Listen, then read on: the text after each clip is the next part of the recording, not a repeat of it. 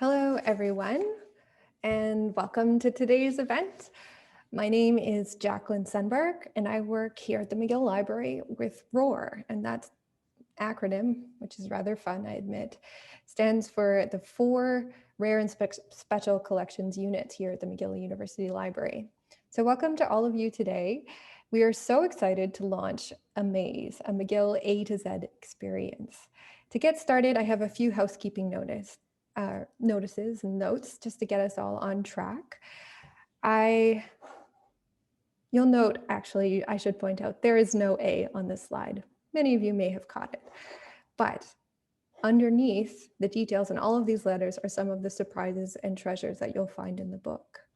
So a few housekeeping notes before we get started. Please do send a note in the Zoom chat to myself, Jacquelyn Sundberg, you can see my name there, or Michelle McLeod, my colleague who's standing by if you have technical trouble. And the other option, of course, is you can email us at roar.library@mcgill.ca for tech support or to send questions to our speakers. We have enabled live captions for today's meeting, so you can read along if you need those. If you find them distracting, you can drag them around on your screen, or you can turn them off if you prefer. Notes on how to do that. There is an option in your Zoom menu at the bottom. Live transcript here, if you click on the little arrow next to it, you can hide your subtitles. The best view for today is likely speaker view, and you can change those settings up here. The other note I'll point out is that you can send a message to everyone in the chat here, and that's what you should do. If you have questions for our speakers and panelists, you can send the questions there, and we will ask them for you during the Q&A, which will follow the panel. You can also send a direct message to myself or Michelle McLeod if you have tech trouble by choosing our names from the list. Just a note on what's coming. We have a program for you today. We're going to hear from some of the book designers and contributors, but we will have a welcome from Colleen Cooke, the Dean of Libraries, some introductions from Natalie Cook, the Associate Dean of ROAAr, a panel discussion where you'll see behind the scenes into book design and some of the amazing work that went into this book. There will be an open Q&A, and then we'll close with some comments from Don Walcot, the chair of the Friends of the McGill Library. Before we go any further, though, we want to acknowledge that even though we are likely tuning in from home, we are all tied to particular places. So let us know in the chat, actually, where you're tuning in from. Hopefully your weather is as nice as it is in Montreal today. I am on site today at McGill's downtown campus, which is situated on the traditional territory of the Kanien'kehá:ka people. This site has long served as a site of meeting and exchange amongst nations. We recognize and respect the Kanien'kehá:ka as the traditional custodians of these lands and waters on which McGill stands today. It's really a privilege to be able to continue that tradition of meeting and exchange, even more so when digital events like this one allow us to bring together people from such distant places. Now, to kick off today's launch, let me introduce to you Colleen Cook, the Trenholm Dean of Libraries here at McGill University. Over to you, Colleen. Thanks very much, Jacquelyn. Good barely afternoon, everyone. As Jacquelyn introduced me, I'm Colleen Cook, and I'm the Trenholm Dean of the Library here at McGill. And on behalf of the McGill community, I am delighted to welcome you all to the launch of the book, AMAZE, a McGill A to Z experience. I want to start by saying that this book is more than a book. It's an incredible achievement made with thought and love by a team of people who care deeply about McGill's rare collections. I am so proud of the team of contributors, designers, copy editors, and paper engineers.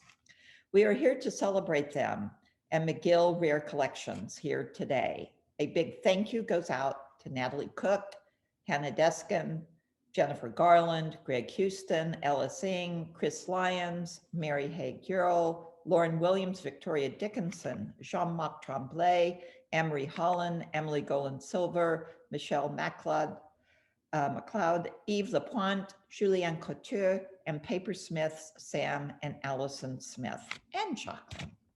Now to the book. I've spent hours looking at these 26 items, interacting with these 26 stories. There's so many surprises inside that you may actually want to keep this out of a kid's hands and save them just for you. but you can do anything you want. I know we can't be together in person to touch, pull, flip, pop, and turn through AMAZE's pages, but it's my hope that this short video and our speakers here today will give you a sense of how truly elaborate and impressive this interactive keepsake is. Enjoy AMAZE.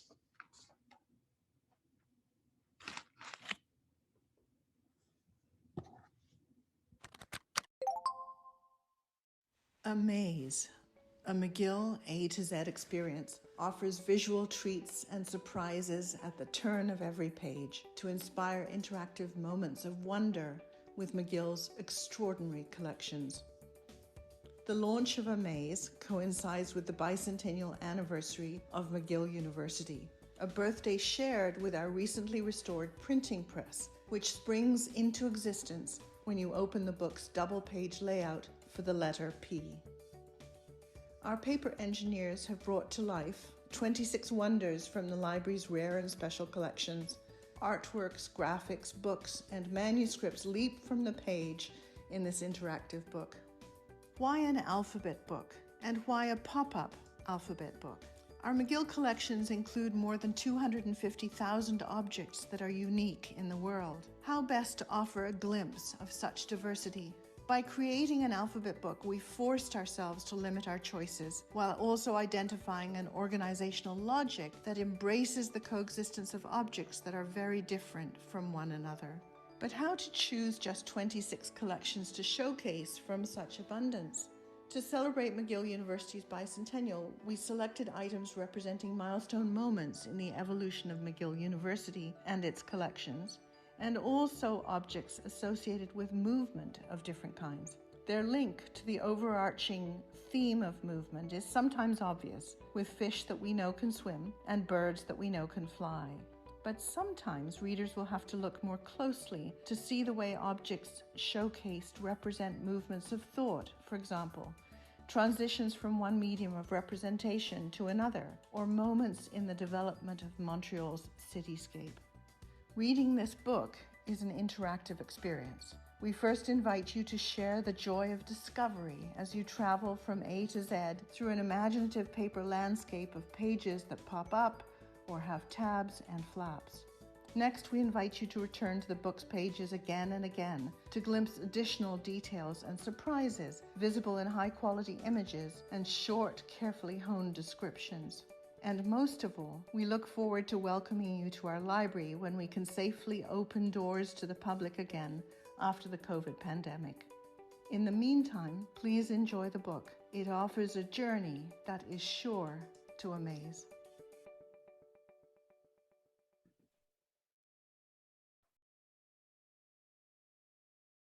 Welcome, everybody. It's just such a celebration, and it's exciting to see in the chat where you're coming from, too. We have visitors from across the continent, as well as from Germany and other places. So welcome. My name is Natalie Cook. I'm the Associate Dean of the library's ROAAr configuration of special collections units, and the cook, sorry, pardon the pun, who coaxed other cooks into the library's amazing kitchen. We're delighted that AMAZE is now here, despite the very real challenges of a collaborative international project completing during what we hope was the worst of the COVID-19 pandemic lockdown. It's now available for sale at the James Bookstore, and you can get your copy via their website today, but please wait until the end of the launch so it's not to be distracted. This movable interactive book is the culmination of the library's interest in serious play, a theme that leavened our programming and projects through a very challenging year. With interaction and movement on every page, this alphabetical cabinet of curiosities offers a novel way of showcasing remarkably diverse things in the ROAAr collections. N for Napoleon, for example, appears facing O for William Osler, brought together by the arbitrary equalizer of alphabetical order. For every letter, a carefully selected item from the collection dances, moves, flaps, slithers, pulls, or wheels onto the page. In AMAZE, we have an embodiment of movement and play. Turning its pages invites interaction and wonder. Skiers leap from the page, butterflies take flight. The tortoise very narrowly outruns the hare. Well, technically a long-eared rabbit, but you get the point.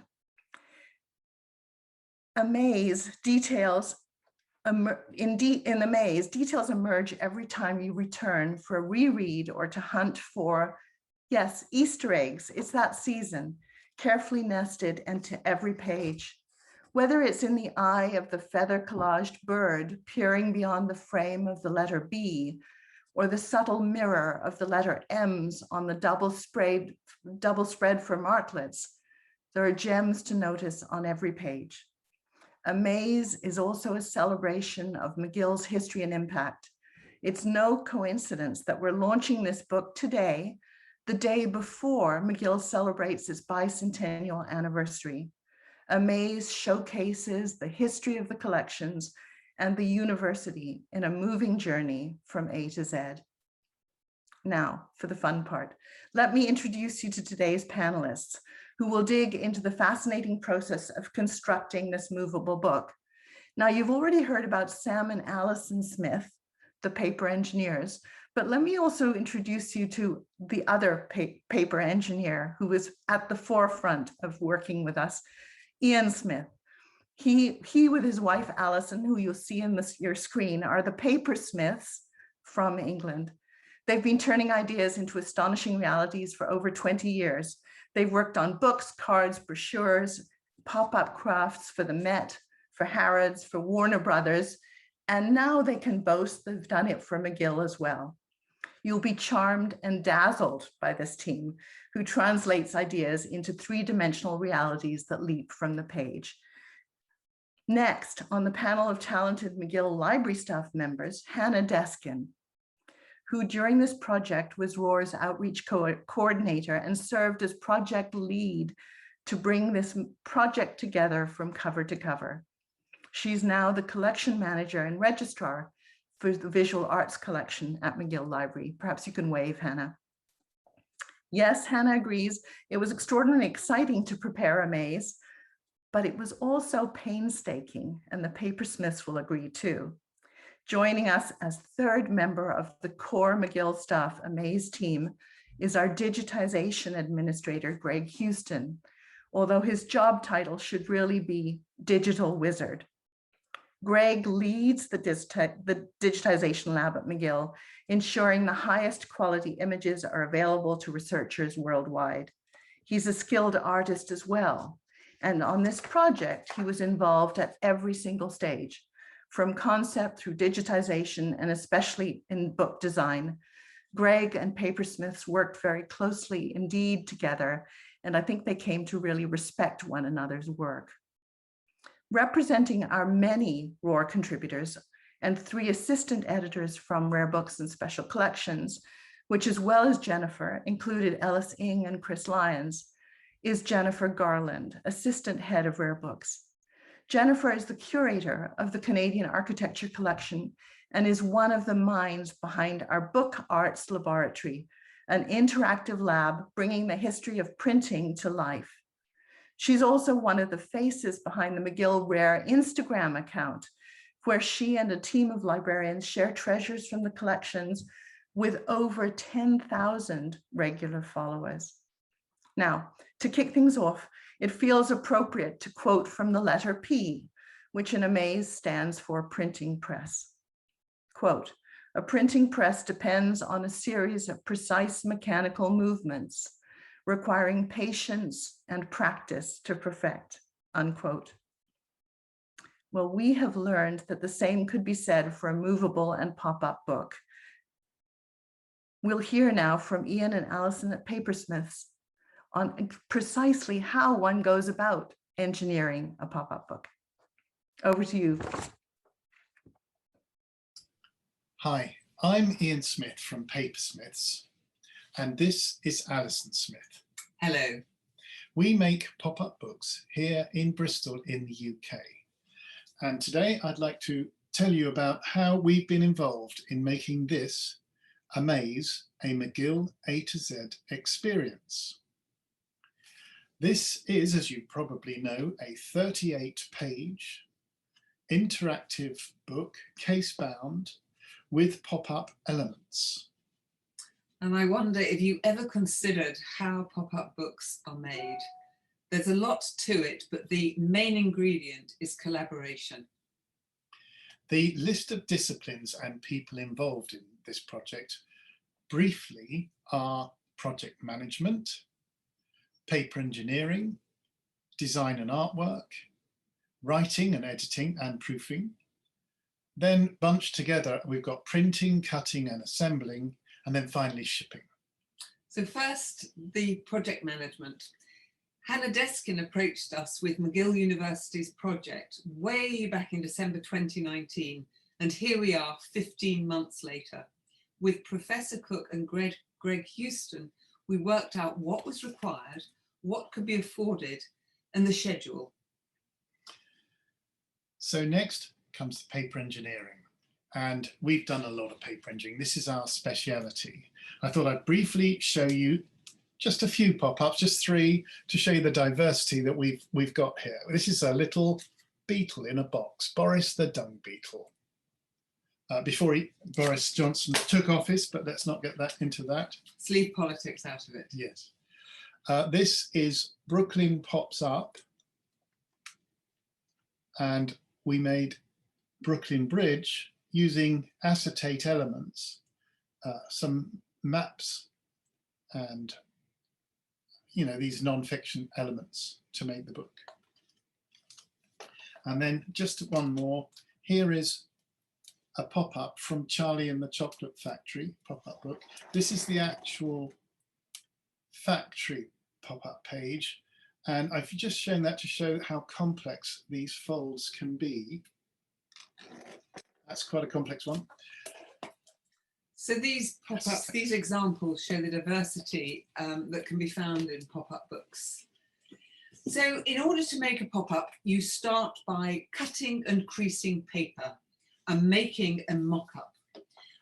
We use Illustrator, a vector-based drawing software, to create the cutting form. Iain begins with a rough design, then prints it out on card and cuts it out by hand. Excuse me, this is the first version of the letter P. This is going to be a printing press. As you can see, it's rubbish at this stage. There's a pop-up there, but it isn't really representative. That's version 1. This is version 12. There are many iterations in between. That's roughly getting there. And let's have a quick look at P. The letter P there, as you know. So with that, we've created the cutting form. And we would, if you give me the white dummy, we would make a whole book, a blank white dummy. And this is actually one from the printers. Let's find the letter P on here. And this is, just so we can get the pricing and scheduling right. This is one of the stages of the paper engineering. So after that, we head into design. So the design of a book is obviously a very important element, and we worked with Greg on this. And between us, we established the grid with many designed elements. The colour plate. Palette. Colour palette, sorry. Colour palette. the large initial. The colour bars. The large image at the top of the page, which mostly featured a drop shadow. And that was really decided upon to emphasize the 3D elements within the book. Then you have the text layout, the intro paragraph with a different typeface, and the size of the caption, the font size and the color. That stuff there. So a lot of things go into these design decisions. Next comes artwork, and the artwork is made in either Illustrator or InDesign. Both have layered elements on the top. And what I'm going to do is I'm going to share and show you the, let me see, share, done, share. This is the artwork for the pop-up on the letter P, and this shows you the front and the back of those bits. They're the layers up here. I'll turn two of them off. This shows the cutting form. The solid lines represent where it's cut, and the dotted lines where it's creased. And then under that we have the CMYK, and then it's backed up by the green background. You'll notice that on the reverse, there's areas which are knocked out with white bars. That's where the glue will go. And I guess that's all I need to share there. That shows you how the pages are made. There's lots of them in this book. But finally, we would have that, well, that's the cutting form element, the Photoshop work that would be done to make all of those images right. Let me show you another example of that. If you consider the letter M there, the middle mark, obviously that was a flat piece of artwork. And we would have created that piece, i.e. the yellow element without the marklet, and the red element, the main part, and separated that out. That's Photoshop work. Sometimes I think it's on the edge of illustration. In the Photoshop element, which goes into the artwork, next comes the text. And of course, it wouldn't be a book without the writing and the writers. And there were quite a few authors of the text within this book. Each one had a fairly difficult task because they had to condense their writing into 100 words, which is not a lot. But then we placed the text, edited, and it went through several versions of proofreading. There was quite a lot of proofreading in this book, as perhaps some of you here will know. It has to be consistent, it has to be right, and then there's all of that small type at the end that with Hannah's overseeing, we got there. So finally we'd get the green light of the files. We go through a bit of repro where we basically use high resolution PDFs, and we transfer and we send them off to our printer, which is in China. They are experts at this type of book. Indeed, they'll have printed a good number of these. And with some toing and froing to get approval, they would finally get the go-ahead, and they print on big sheets, big flat sheets, which then go through the cutting process, which is a bit like biscuit cutters or cake cutters that you would have at home, but they're big metal blades banged into bits of wood that press down and cut out the various parts. And then they go to the assembly room, where the assembly room is quite interesting. It's long tables which join at the top end, and on each long table will be some of the letters, all of the pages, and there'll be somebody sitting with a pile of this piece, and they'll be just sticking that bit on, somebody else doing the dial and so on. And then as you look at them, the pages go up and they join together where they become a book block, and then ultimately they go across the room to be bound. In this case, we used a matte effect with a glossy embossed letter to create that. So it goes into cartons and is finally shipped to be here with us on launch day. So we really, really enjoyed being involved in the creation of this fabulous book. I think it's a great example of what can be done with a good team. So thanks for involving us. And that's what we do at Papersmyths. What I always ruin things by saying at the end is our business is folding. Thank you. We hope you enjoy reading McGill and A to Z experience. Thanks so much, Iain and Alison. And thanks to everybody who's adding comments. You know, Iain and Alison on the video aren't the same Iain and Alison that you're seeing on your screens. Alison has actually changed her cardigan, so you can tell the difference, which means they've been able to see all of the chat, which is terrific. So hopefully they are very proud seeing the kind of appreciation and the applause that they're getting. Now let's keep going. We're going to pull the theater screen away and show you the talent behind that screen. So let me start with Hannah and ask you a question, Hannah. Why an alphabet book? Yeah, we chose the theme of a movable alphabet book specifically to provide a playful and interactive way for people to get to know our collections. at their own pace, but still full of surprises. We were able to highlight diverse objects side by side without a narrative link. We were able to include some of our favorite items from all 4 of the ROAAr units, as Jacquelyn mentioned earlier, which is rare books and special collections, the Osler Library of the History of Medicine, Visual Arts Collection and Archives.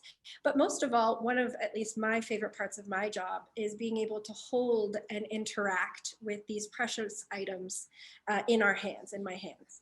So we wanted to bring that feeling, that sensation of being present with the objects as much as we could to all of you. And can I turn it to Greg as well? Greg is our in-house design expert, and see what you have to add. Sure. I was wondering, Jacquelyn, if you can put it to the slide that we have some of the foldouts and things.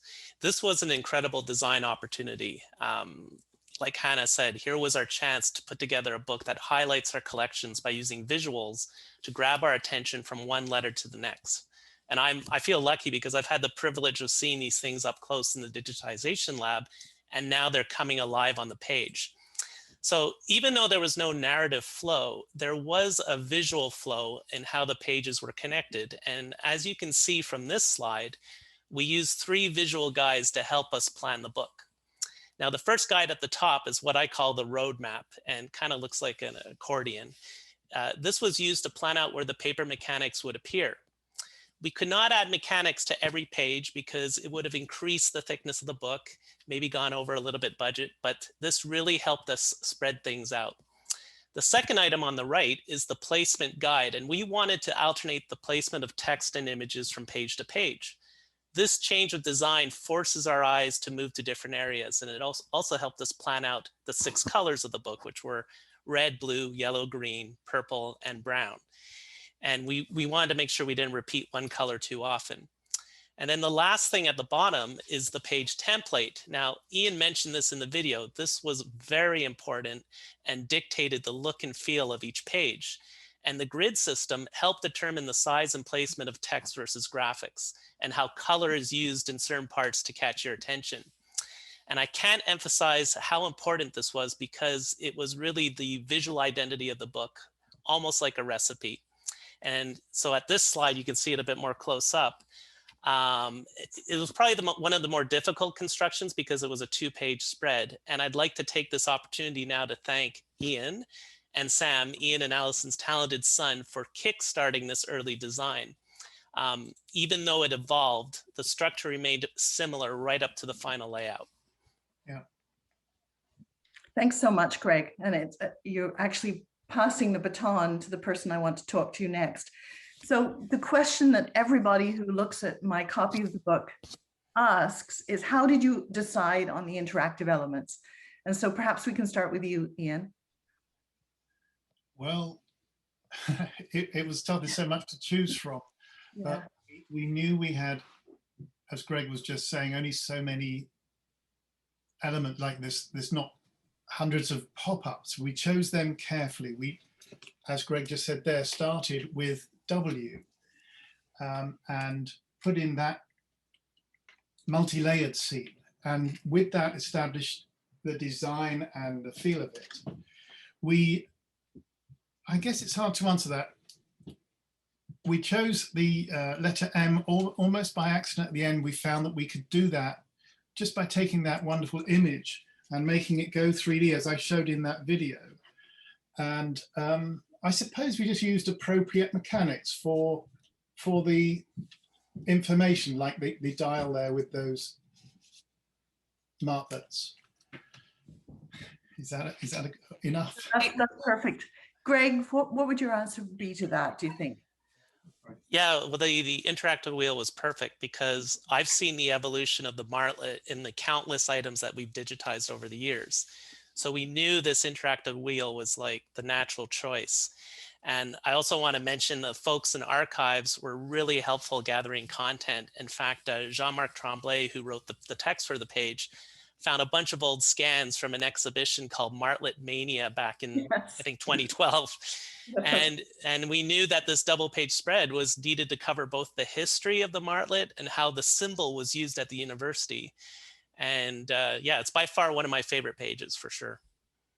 No, it works wonderfully. And when you hear from Alison from the bookstore, I think she may tell you quite how popular the person we're calling Max McMartlet is on their various products, especially their t-shirts and their sweatshirts.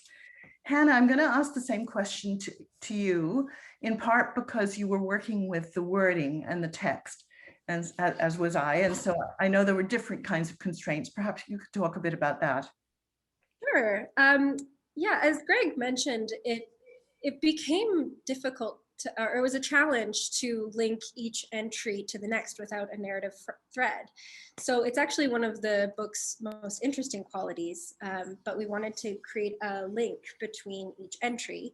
So we started with a key sentence that you'll notice at the top of every page that is italicized with the kind of in a classic alphabet book format with the use of that key word in that key sentence. Right. And we bolded it to make sure that it really, really popped.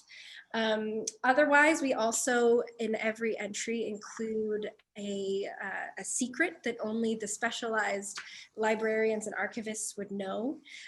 So you want to look out for those as you're reading through. I think, yeah. And it's interesting, that very first sentence, a friend was reading the book over the weekend, and he said that makes it feel very poetic. And it's because we wanted to convey the theme of movement. And so that first sentence is all about some kind of movement that's related to the object that you're going to be seeing. So there's a hint for something else you can look for in the various pages. Now, we've spoken about the printing press, which we are very, very proud of, and it's refurbished. I'm going to turn this over now to Rare Books librarian Jennifer Garland, who is really our expert, or one of the experts in-house on the printing press. Jennifer, can you talk a bit about that object and that wonderful double page spread? Sure, Natalie. I think this is probably one of my favorite openings in the book. And if you can see behind me, I'm with the printing press today on site in the library. The Book Arts Lab is a newly established space in the library for hands-on study of the history of the book. And indeed, we launched this project in February 2020 to a capacity crowd and with a series of workshops for students and for the public. And while we're sorry that our doors are closed temporarily, we can't wait to welcome you back to our space. In the meantime, you do have the book so that you can study some of the detailed elements of the press. For example, the magnificent American eagle with its extended wings on the top of the press that rises up with every impression made on the machine. It's holding in its talons an olive branch of peace and a cornucopia representing abundance. I'll let you read more about it in the volume, but each of these elements are photographed beautifully in detail, as well as some of the early printing manuals from our collections are included here. I remember one of the earliest conversations about we're making a pop-up book, and suddenly in the room we thought, what if that printing press could pop off the page? And it's so amazing, Iain and Alison, that you've brought this to life. Thanks so much, Jennifer. And thank you so much for being in front of it so we can see, well, in virtual form, the real object itself, which is really very impressive. The date of the press's construction is also absolutely relevant. Jennifer, maybe you can just re-emphasize that correspondence. Our wonderful press dates from 1821, making it not only one of the earliest presses of this kind in North America, but in an amazing coincidence, the same age as McGill University. And of course, we're celebrating our bicentennial tomorrow. And here it is, dating from exactly the same period. Having that link to our history is so amazing. Thanks so much. So I'm going to do something unusual now. We're celebrating our successes, and you can hear it. We're very excited. The puns are coming fast and furious. But remember, before we met the Papersmyths, before we decided what letters were going to be on which page of the alphabet, there were a number of negotiations, shall we say, challenges. So I want to just open that discussion a little bit, please. And so I'm going to start actually with Greg. What were some of the challenges for you as we reached out to you on that one day and said, hey, Greg, do you want to be involved in a project? Okay, well, I think ultimately the biggest challenge for me was working from home during the library closure last spring, because speaking as someone who actually has to be on site to photograph elements for the book, I knew without photos we could not prepare artwork, and without artwork then Iain would have a hard time finalizing his mechanics for the deadline. But fortunately we were able to open a few days a week in late summer, and we managed to capture the images on time. I would also say, I think another challenge was selecting images for the book and trying to decide which letters should be interactive. There are so many beautiful things we wanted to showcase, but we really had to narrow it down. And obviously I would have loved double page spreads for every letter, but it would have tripled the size of the book. But in the end, I think each letter tells a short story, and we hope it encourages readers to explore our collections online, or maybe even consult them on site. So that's what I would say. Which is terrific. And we've provided careful information at the back of the book so that everybody can track those objects down and see them in person if when, right? Hannah, let me turn it to you. Did you have any challenges? It was a fabulous project to work on, but of course, with any large project, there's definitely challenges within it. Again, I would echo what Greg just said about the challenges of being under lockdown conditions, actually. Certain letters, of course, provided a certain difficulty in matching them with collection items. I'll give a quick shout out to the letters X and J on that one. But specifically, it was the sheer volume of written entries we had to manage and copy edit, and simply just making sure that each entry had the same structure, had the same tone, the same voice, even though we were, contributing from so many different people. But I actually found, in terms of the copy editing process, it was especially challenging to be working from home when at the beginning I didn't have access to a printer. So anybody who knows the copy editing process, it's very useful to be able to see, the written entries on paper, but I was working exclusively from a laptop. So that was a challenge at first, for sure. Monitors were the other one that the people were very keen on having, so as to be able to scrutinize things in detail. Apart from the wonderful collaborators you had in Montreal, Iain and Alison, did you have any challenges? I don't think our challenges were as great as yours to sort of condense such a collection into so few pages. So I think we had the easier part of the job. One of the things with a book, particularly a pop-up book, you have to keep your eye on the schedule. Yeah. And it was a punishing schedule, really, given the content of the book. So, and then of course we do have a time difference between Canada and the UK, and we have a time difference between the UK and the Far East. So there's sort of a small window where you can get sort of answers for things. So that can be challenging. But that said, I think you all had the worst job, to be honest. We just had to execute your work. You can see that they're very gracious, but you can also hear that there was quite a punishing schedule. We conceptualized the book in September of 2019. We started for real in January 2020. And as you remember, come March 2020, things changed. But we had a hard deadline for the bicentennial and we met it. And thanks to everybody for helping us do that. There's some interesting stories, but I'm going to turn to Hannah just for one story. What came first, letter or image? It varies throughout the book. But as you saw earlier, we started with the roadmap and a whiteboard and came out of the gate with some solid ideas. But you might have also noticed from that initial whiteboard, a lot of our ideas changed rather frequently. So especially based on the material that was at our digital fingertips at the time. But one special case became quite important to us as the project evolved, and that was the letter Q. It was extremely important to us to be able to highlight Indigenous material and representation within this book.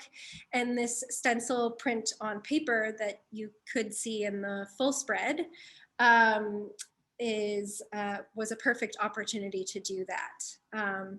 It also shows just how creative we got with the use of the alphabet itself, actually. So here the letter Q doesn't represent the title of the artwork or the name of the artist, but rather the place that the artist lived and worked. We found this especially profound due to the collaborative message of the imagery in the artwork, but also that the artist worked within a cooperative in Cooke, also known as Baffin Island. So that's where the Q actually came in. So my colleagues, Wendy and Michelle from the Visual Arts Collection, worked with archivist and rare librarian Alison to connect our picture to the Lighthall family fawns, and especially to the story of Inuit art enthusiast and member of the Order of Canada, Alice Lighthall.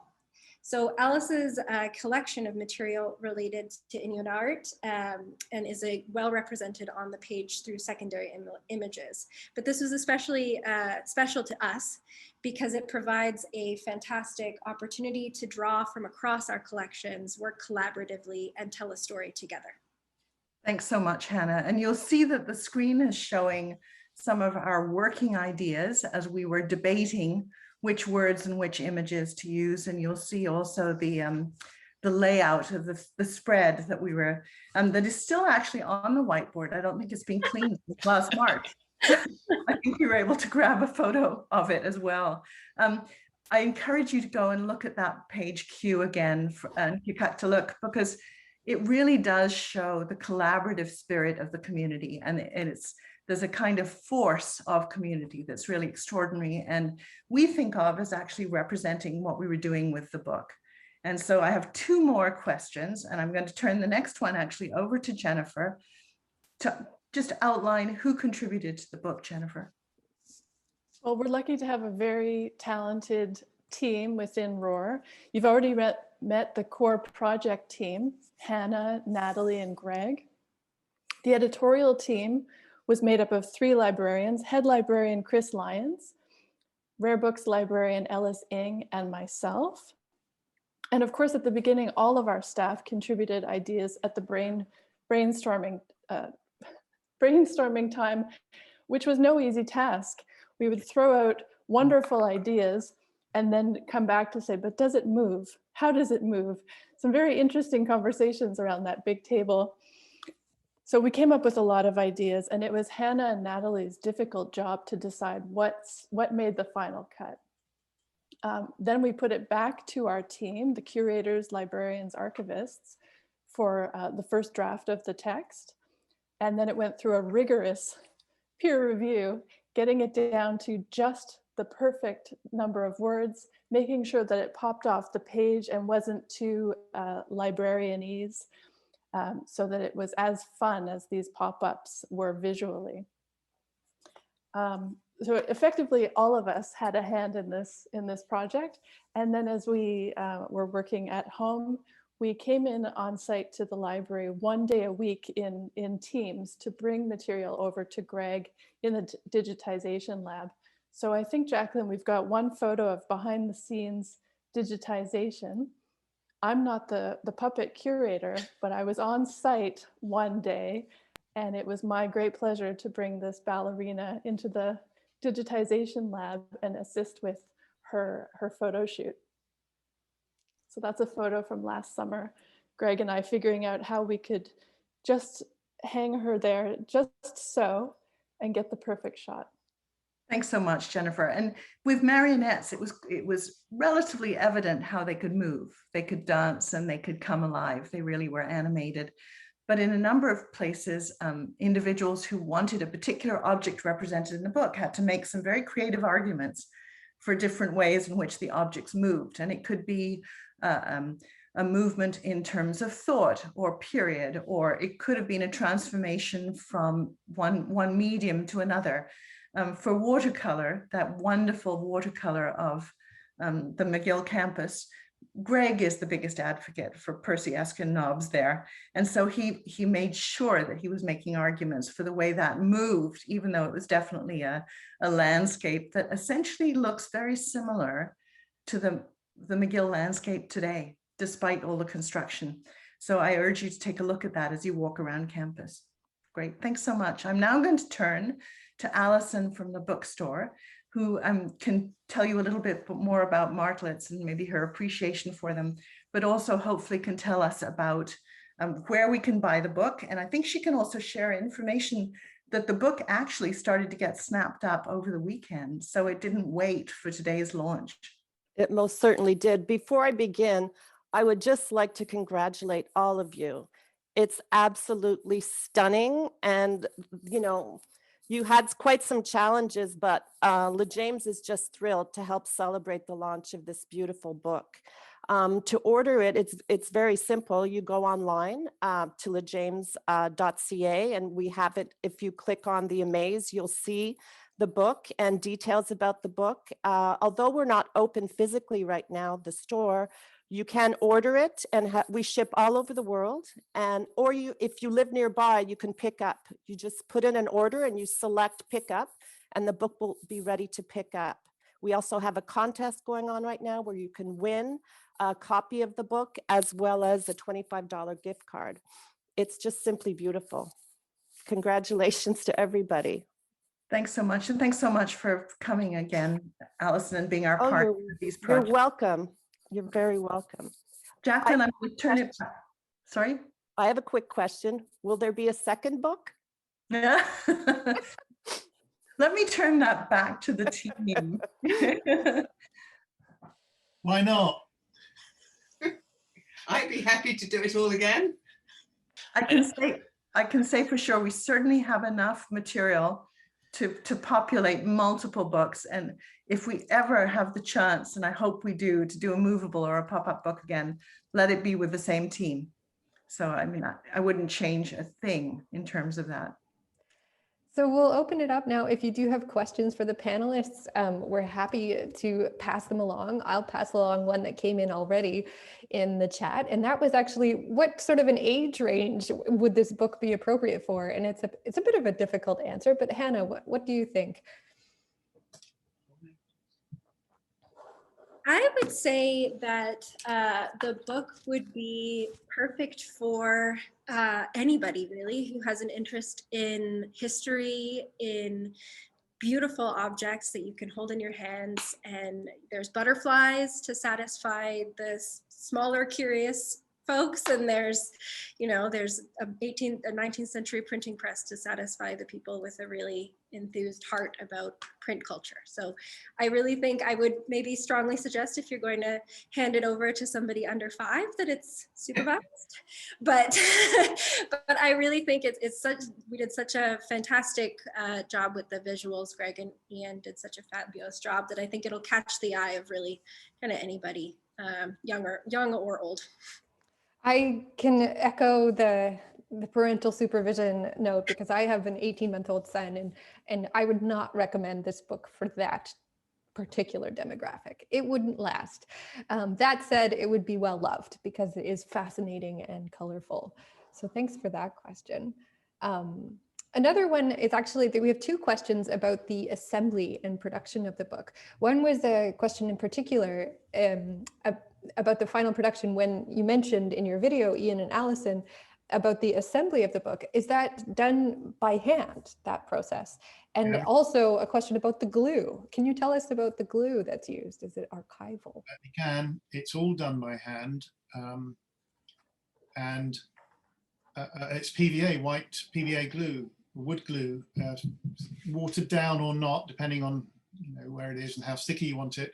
But it's all just hand glued. All pop-up books you've ever seen are hand assembled. Of course, they use a press to bind it or put it all together at the end. But yeah, that's all done by hand. When you mentioned that in the video, I was like, oh, it would be fascinating to see that process done. And of course, you do your own mock-ups and you do assembly and test runs yourself, so you understand what goes into it. But from our perspective, thank you for sharing some insight into the behind the scenes on how it's put together. One question actually that just came in on the chat is, will we keep track of statistics about future visits to the collection and inquiries from researchers made aware of items because of encountering them through this book? Specifically, maybe Natalie or Jennifer, do you want to kind of speak to that point? Well, our reading room is open to all visitors from the campus and the community beyond. And when you enter our space, we do ask you to register, and there is an option to fill out your research question. And so we would, if you mentioned, I was brought here by AMAZE, we would take note of that. One follow-up question actually for Alison, but I think she answered this one, mentioning, if you'll confirm, Alison, you do ship worldwide, including to the United States? We do indeed, yes. Oh, sorry, Alison. Other Alison. Alison other Brown. Yes, we do. We ship Okay. all over the world. Not a problem. Great, thank you. Now I have my own question, I suppose, and this one is, maybe I'll launch this one to Greg because I haven't targeted you yet, but I just wanted to know what your favorite spread is in the book, because I mean, everyone has a bit of a baby, and we have Hannah here who's got the book in front of her, and we can open to whatever page you want. So you left the most difficult question for me. Oh, okay. You can also tell us your least favorite page. I think I obviously love the first one that we started, which was the beautiful watercolor painting for W. I just seen it come alive, and you can see the majestic mountains in the back, and it's easily recognizable as being from McGill, I think. And then being able to highlight some of the other works of Percy Nobbs, especially some of his watercolors, his beautiful drawings. This was particularly special to see. So I would have to, if I had to choose, I would choose that one. Well, and you have, I think, a particular connection to that painting because of its monumental size. Do you want to just give us a bit of perspective on that painting? Because it was actually the largest item that we ever digitized in the lab at 9.5 feet, and required about 4 people to actually move onto the scan table. And I think there's a blog post somewhere just about the whole experience. But we scanned it in parts, and we were able to stitch it all together. And as a result, we have this beautiful image that we can use in all number of things. And it's even in the cover. There's a ink drawing, I guess a proposal sketch in the cover of that same watercolor. So I thought I would mention that too. Is that what we see in the background? In the background. Here? It's yeah. Oh, that's remarkable. Yeah, it really is a beautiful thing. And the cover itself, we didn't get to in the questions. But maybe you could tell me a little bit about it, because we see a detail that, oh, there we see the W spread on the camera. There we go. Second. No problem. Yeah, I can talk a bit about the cover just briefly. I know that for the cover, we had to capture a bunch of things, and one of the things that was on top of Natalie's list was movement. Obviously, that's one of the things. We wanted a cover that was bright and cheerful and used the 6 colors from the layout. We obviously wanted to highlight McGill for the bicentennial, and we wanted to give a peek of the collections inside the book. And I think we managed that. I think we covered all those things, and I'm very proud of the cover. Iain did a terrific job, and I want to add, it was Iain's idea to wait on the cover design until the end of the book, so that we could really use the book as inspiration for the cover. This was valuable advice because it really reflects the interior of the book. So I have to credit Iain for that. It really is beautiful too, and it's a little difficult to transfer, but Iain, I think you noted in your video, or at least once in the discussions, there is an element of 3-dimensionality to the cover as well. There's an emboss with there you go, a shiny UV on the letters, an emboss, with a matte surface behind it to give the contrast between. It just gives a bit of emphasis, makes you feel it is in fact a novelty book. I think it's important for a book to have a cover that says a little bit about what's going on inside. We have one more question before I pass it over for some closing comments, but one's actually about the price point for the book. How did we settle on a price point? Because someone says it seems very reasonable for such a beautiful book, and that's very complimentary. Maybe Nathalie, do you want to speak to that a little bit? Sure, and there's a wonderful question too about the title, so maybe I can address Yes. that too. Yeah. I did answer the question about price, and I gave a very candid answer. We're librarians. We like to make things accessible. So the notion of selling a book doesn't come naturally to us. And so there was quite a lot of discussion about, how do we sell the book? What kind of price would be appropriate? These books aren't cheap to make. As you can imagine, you've just heard the kind of work that goes into it. And Alison and Iain had close discussions with us as we considered everything, every single pullout or widget and what that would add to it and the considerations. So the answer is we balanced the constraints that we wanted to make it accessible so as many people could buy it as possible. On the other hand, we had to make some profit. It's not huge. We're not going to transform and build our new building, which we are fundraising for. Let me put a plug in there now. We're in a capital campaign for a new library building called Fiat Lux, and it was certainly tempting to elevate the price, but we really wanted this to move. We really wanted to share the kinds of treasures and the amazing experiences and objects we have, and also share what librarians can bring in terms of insights when one looks closely at those objects. The other question was about title, and I'm not the only one to answer this. We obviously wanted a title that incorporated A and Z.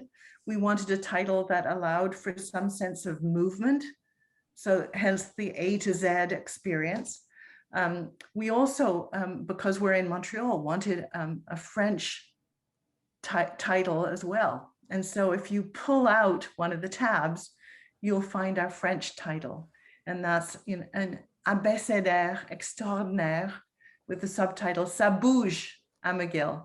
So ironically, in the French, you get a much more explicit hint that this is going to be a book about motion. And so, but you have to pull out that first tab.